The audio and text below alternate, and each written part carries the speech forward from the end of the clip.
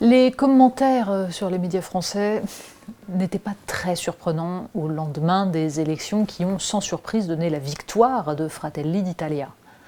Le fascisme est de retour en Italie.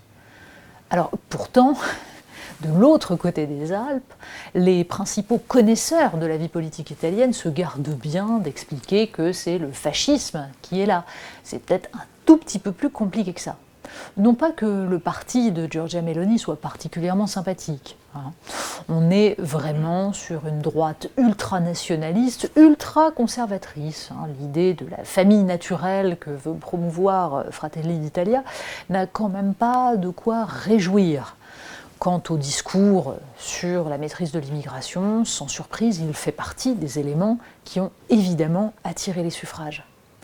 Mais la question n'est pas de savoir si c'est le fascisme ou pas le fascisme, du néofascisme, du fascisme à l'ancienne. Le problème n'est pas là. Le problème est de comprendre comment l'Italie en arrive à voter pour ce parti, Fratelli d'Italia, dont on ne peut pas dire qu'il tenait la corde il y a quelques années. Mais voilà, les Italiens ont tout essayé, et c'est peut-être ça le propre de la vie politique italienne. Entre deux gouvernements techniques, ceux de Matteo Renzi, ceux de Mario Draghi, eh bien, les Italiens ont tenté à peu près tout ce qui existait sur le marché politique, dont le parti protestataire de gauche, le mouvement 5 étoiles, dont des grandes coalitions. Bref, il restait quoi ? Il restait Fratelli d'Italia, puisque même Matteo Salvini avait accepté de faire partie d'un gouvernement de coalition, ce dont Giorgia Meloni s'était bien gardé, ce qui lui a permis de préserver cette image contestataire, parce que le message est là. La contestation est aujourd'hui la seule chose qui puisse porter un parti politique en Italie, mais aussi dans le reste de l'Europe. Alors contestation de quoi exactement ?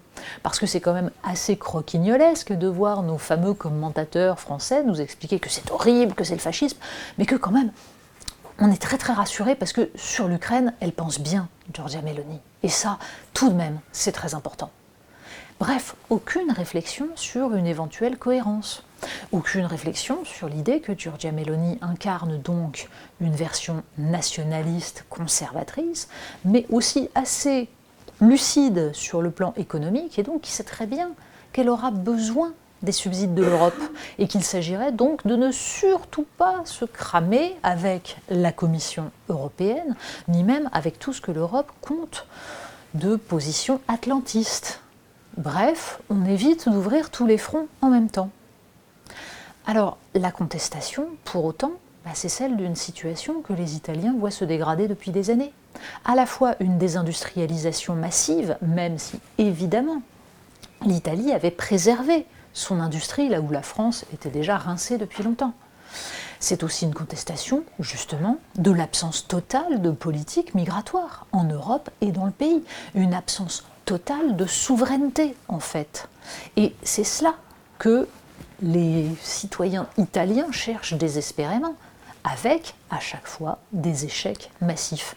Et l'avantage du système italien par rapport au système français, c'est que les Italiens savent très bien qu'ils peuvent tenter les choses, de toute façon ça ne durera pas. Ce n'est pas exactement la même chose que de mettre un bulletin Rassemblement National dans l'urne en France, quand on sait qu'on aura un président de la République ou une présidente de la République élu pour 5 ans avec des pouvoirs immenses et surtout une capacité à demeurer indéboulonnable.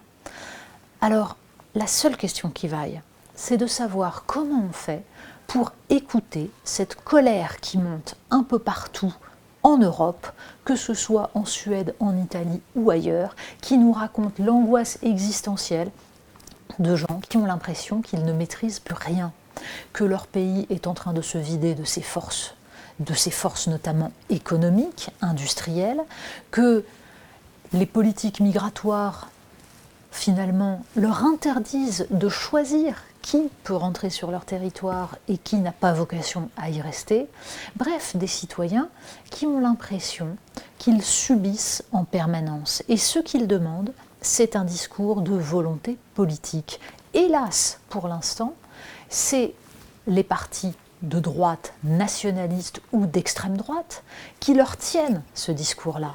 La question en face est donc de savoir comment des partis de centre, de gauche, peuvent répondre aux aspirations des citoyens et arrêter de leur dire qu'on n'y peut rien et que donc ils doivent se réjouir de la situation telle qu'elle est.